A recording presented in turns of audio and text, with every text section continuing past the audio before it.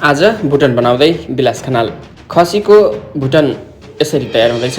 खसीको भित्री अङ्गलाई राम्रोसँग बोइल गरी कटिङ गर्दै सँगै अलिकति पनि मासु मिसाएको छु, जसले अझ टेस्ट थप्नेछ। मिठो बनाउँछु है, मिठो। आज म मिठो भुटुवा बनाउँदैछु। नेपाली किचन हो यो, हाम्रो आउटडोर किचन, सानो छ, मिठो बनाउँछु। आवश्यकता मात्रामा तेल राख्दैछु मैले।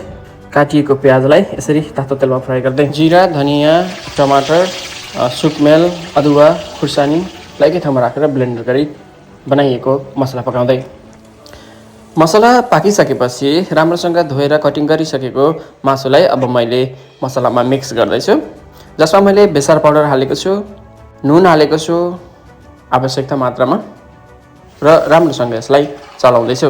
राम्रोसँग चलाइसकेपछि यसमा मैले गरम मसला हालेको छु, मिट मसला।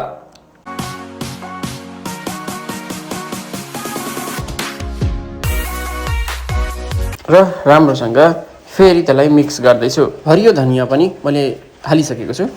राम्रोसँग चलाइसकेपछि अब भुटन लगभग तयार भइसकेको छ। अब खानालाई रेडी होइन त।